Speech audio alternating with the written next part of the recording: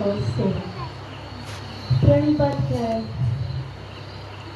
प्रणिपात means complete surrender, जिसको कहते हैं। हर मनुष्य को ना परमात्मा के प्रति कंप्लीट सरेंडर होना चाहिए। जैसे कि भक्ति मार्ग में फॉर एग्जाम्पल हम द्रौपदी को ले लेते हैं। जिस समय द्रौपदी की चीरहरण हो रही थी, तो उसमें जो उद्धव है उन्होंने कहा कि देखो कृष्ण तुमको भगवान है ना, तुम चाहते तो कौरव को पांडव बना सकते थे और पांडव को कौरव बना सकते थे। और कृष्ण बोलते हैं उद्धव को, मैंने मनुष्य को विवेक दे दिया है, बुद्धि दे दिया है और इस धरती पर भेज दिया है, तो वो अपने बुद्धि और विवेक का उपयोग कर सकते हैं। जब युवा खेलने के लिए बुलाया गया, उस समय मेरे को पांडवों ने युधिष्ठिर से बोला कि कृष्ण को नहीं बोला जाएगा, कृष्ण को बोलेंगे तो वो हमको जाने नहीं देगा। तो मेरे को तो मतलब उनसे पूछने से पहले ही उन्होंने मुझे रोक दिया। फॉर एग्जाम्पल, अगर अपने घर पे जैसे पिताजी को कुछ बोलना है और बच्चे आपस में डिस्कस कर रहे कि पापा को नहीं बताना, अगर वो चीज़ हमारे पेरेंट्स सुन लेते हैं तो वो तो चाहेंगे कि बच्चे मुझे बताना ही नहीं चाह रहे, तो फिर मैं क्यों बच जाऊँ, या फिर मुझे पता है क्यों मैं एक्सप्लेन करूँ।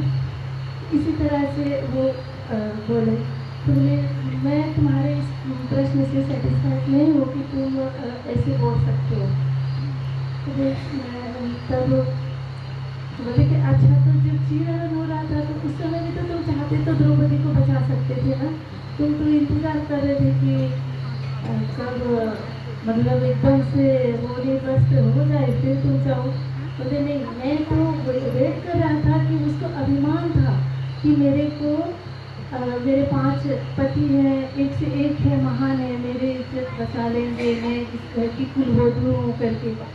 तो उसको मन में जो घमंड था उसको तोड़ना बहुत जरूरी था, जिस वजह से जब तक वो सरेंडर नहीं होगा तब तक वो संभव नहीं है। उसी तरह भक्ति मार्ग में हम सभी के लिए सरेंडर रहना परमात्मा के प्रति बहुत महत्वपूर्ण है। हम लोग को जो साधना करते कीर्तन करते हैं ना, हम लोग कंप्लीट सरेंडर होना है, हम लोग हाथ उठा के कीर्तन करना चाहिए। बोलते हैं लेकिन हम लोग क्या करते हैं, ये पूरा उठाना चाहिए, जिससे हमारे जैसे छोटे बच्चे को उसके मन में पता है कि कब उसको भूख लगता है तो उसको दिया जाएगा खाने के लिए, रोता है तो समझ में आता है ना। उसी तरह हम कितने भी बड़े हो जाए या फिर कितनी भी उम्र हो जाए, हम परमात्मा के लिए बच्चे ही हैं और बच्चे ही रहेंगे, चाहे हमारे ये जीवन खत्म भी क्यों ना हो जाए, उनके लिए हम बच्चे हैं। तो इसीलिए सबसे पहले ना हर मनुष्य को कंप्लीट सरेंडर होना आवश्यक है। और रहा दूसरा प्रणिपात। प्रणिपात आप सभी जानते हैं, बाबा भी इसमें बोले हैं इस प्रवचन में कि कोई अगर साधु संत मिले तो खैर हमारे इधर नहीं होता है, पर प्राय समाज में यही होता है, सबसे पहले जात पूछा जाता है। तो किसी साधु संत से जात पूछ के, या फिर कोई साधु संत नहीं भी है, अगर वो स्पिरिचुअल है, आध्यात्मिक है, तो उनसे कुछ ज्ञान लेना चाहिए।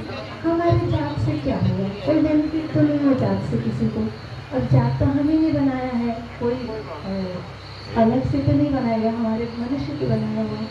तो जात पूछ के कोई फायदा नहीं है, जितना हो सके उससे अच्छा चीज लो, जिससे तुम्हारा आध्यात्मिक, स्पिरिचुअल, शारीरिक, मानसिक और आध्यात्मिक तीनों की प्रगति है। अगर किसी से हम पूछते कि मेरे शरीर में ये बीमारी है तो उसके लिए कौन सा एक्सरसाइज करना है, तो इससे क्या होगा कि हम शारीरिक रूप से स्वस्थ रहेंगे। जब शारीरिक रूप से स्वस्थ रहेंगे तो हमारा मन भी सही रहेगा, मन सही रहेगा तो हमारा मेडिटेशन ऑटोमेटिक होगा।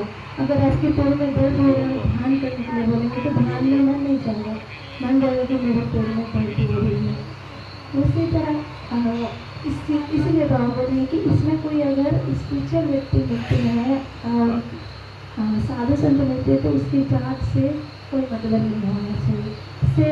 सेवा में भी बाबा बोले, जैसे समाज में अभी बोलते हैं ना, नेता लोग जबकि मैंने तो जनता के 5 साल सेवा किया, 10 साल सेवा किया।